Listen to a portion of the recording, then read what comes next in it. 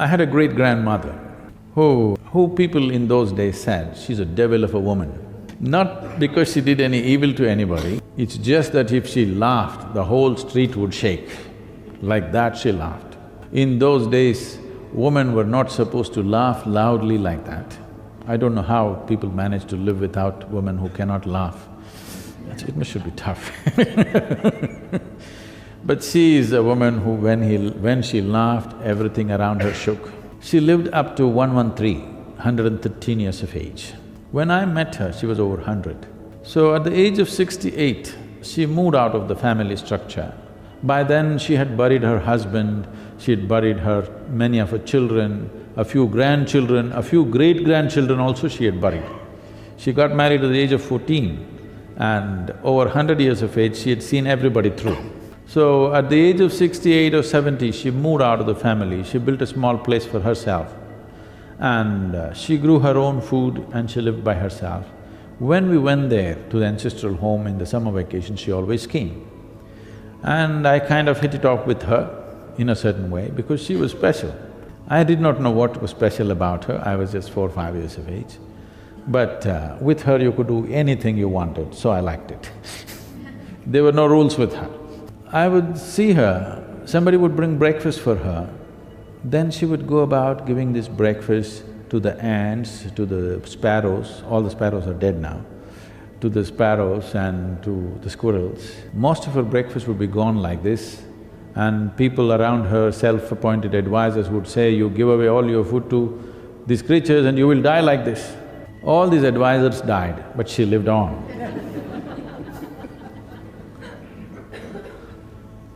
Many times I've seen her, she would just put this food to all these ants and the ants will be all eating. She would be just sitting there with tears streaking down her cheeks. And if somebody comes and reminds her, why don't you eat? She would say, I'm full. I thought she's really emotional about these ants. It took me another 25 years or 20 years to come to this experience where how if you're truly connected, you could be just nourished by anything and everything around you, it's not necessarily by consumption. So consumerism is not the way you connect with the existence, consumerism is not the way you experience life in its full depth and dimension. It is by inclusion that you know this. So right now, the most, what to say, rudimentary form of inclusion is to shop, okay Shopping is the most… what is not yours, you make it yours. This seems to fulfill something for a moment, after some time, it's once again the same thing. It is not a question of morality at all. This is a question of, am I here to somehow avoid life, or am I here to experience and know life in its fullest depth and dimension? When I say life, at least this piece of life. If you cannot know the whole cosmos, it doesn't matter. Before you fall dead, at least this piece of life you must know in its entirety, otherwise you're a wasted life, isn't it? If right now if you're walking out of the hall and if you see somebody standing there, tears coming, the normal conclusion in a society like this would be, maybe they're suffering something, some pain. Tears and pain have gotten too linked up in most societies. Tears have nothing to do with pain. If any experience of life becomes truly intense, tears will come. But for most human beings, the deepest experience that they have is pain. So they have linked pain and tears together. If you become very joyful, tears will come. If you become very loving, tears will come. Ecstasy will bring tears. Even anger brings tears. Shame brings tears. If anything crosses a certain level of intensity of experience, if you just look at something, if a visual image without any emotion is very intense, tears will come. It is not necessary there must be an emotion behind it. It is the intensity which brings tears. If you have not known life in its as much intensity as possible, if life has not overwhelmed you, what the hell, what are you doing here? If life and the process of life does not overwhelm you, why are we alive, really? If aliveness has touched you, you will see, if you sit in a certain state of meditativeness, just the peacefulness If you sit for 2 hours it'll be just going. It is not because of any emotion, just the intensity of peacefulness. But for most people, their love, their joy, their peacefulness is never so intense, but their pain is intense. If you just prick yourself with a pin, it goes to the core. But the joy and other things never touch like that, because that is how people have structured themselves. This is what needs to change. Are you here to experience life, or are you here to avoid life? This is a question. There are two fundamental forces that are constantly working within a human being. One is the instinct of self-preservation, which is always telling you to put a strong boundary around yourself so that nobody can hurt you and harm you and whatever else. Another is constantly wanting to expand. Every human being wants to expand limitlessly. They may not admit it right now. They say, just one more thing, if it happens, everything will be fine. If that one thing happens, there'll always be one more thing and one more thing. They believe in going towards the infinite in installments. Approaching the infinite in installments is a hopeless method. It is never going to happen. You cannot count 1, 2, 3, 4, 5 and one day say it's infinite. Such a possibility does not arise. If you want to approach the infinite, you must give up the 1, 2, 3, 4, 5.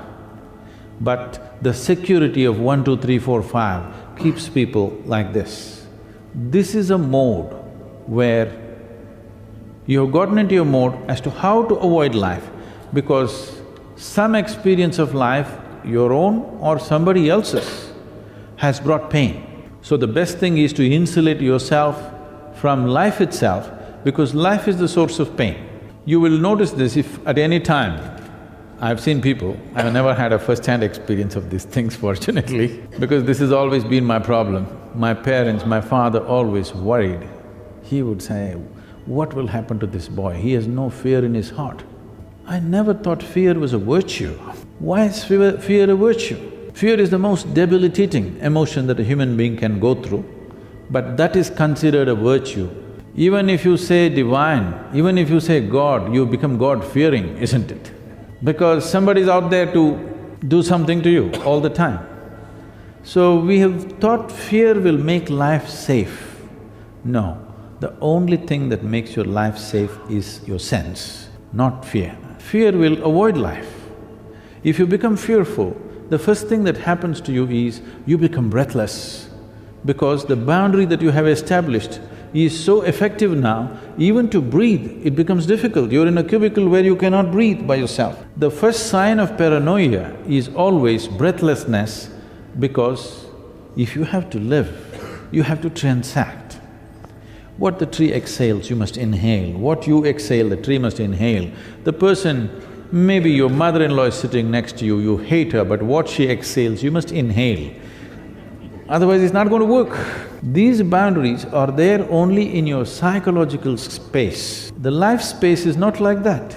Today modern physics is telling you, as you sit here, every subatomic particle in this body is reverberating with everything else in the cosmos. It is no more a philosophy, it is an established science. And this is something that we have always known when we utter the word yoga, because most of the yoga that you're seeing today in India is a rebound from the American coast.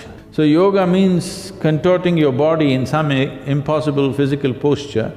No, the word yoga means union. You experientially know that this existence is happening as one whole enormous process. So there's one dimension of you which is instinct of self-preservation, which wants to draw boundaries, another dimension wants to limitlessly expand. Are these two things against each other, contradict each other? No.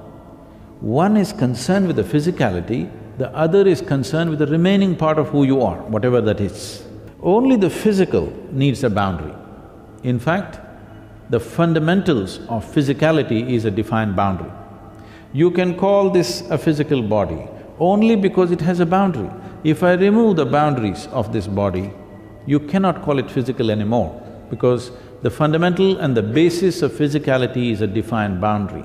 But there is something within you which is always longing to be little more than who you are right now, yes or no? Whoever you may be, how much ever you might have achieved, You want to be little more than who you are right now. Your currencies may be different.